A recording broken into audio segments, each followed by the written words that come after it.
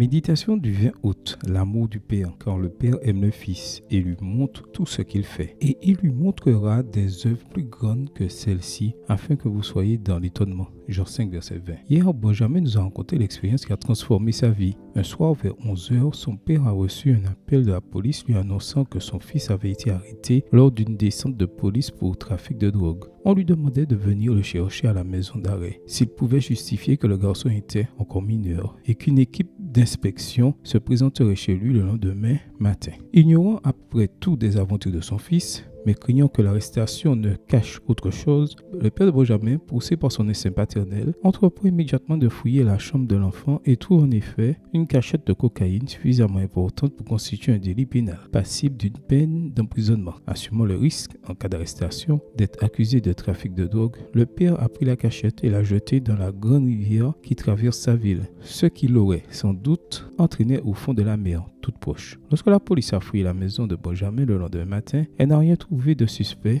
et le jeune homme n'a pas pu être accusé de possession de drogue. Lorsque le juge des enfants a interrogé le garçon, il lui a dit « Je ne vais pas t'envoyer dans une prison pour mineurs parce que ton père s'est engagé à faire tout ce qu'il peut pour te remettre dans le droit chemin. Si tu parviens à terminer ton éducation sans problème et que tu atteins l'âge de 18 ans sans autre délit, je détruirai ton casier judiciaire et tu entreras dans la vie adulte avec un casier vierge. » Quelques années plus tard, le 22 août 2020, Benjamin prêche à l'église adventiste de Collonges-sous-Salève en France et évoque à nouveau avec une immense gratitude tout ce que son père a fait pour le sauver. Comme le Père Céleste, il avait pris sur lui les transgressions de l'offenseur, avait pardonné ses torts et avait littéralement jeté ses péchés et leurs conséquences dans les profondeurs de la mer, l'aidant à prendre sa vie en main et à devenir un homme de substance. Avec lui, je dis aussi aujourd'hui, quel Dieu est semblable à toi, qui pardonne l'iniquité, qui oublie les péchés du reste de ton héritage. Il ne garde pas sa colère à toujours, car il prend plaisir à la miséricorde. Il aura encore compassion de nous. Il mettra sous ses pieds nos iniquités.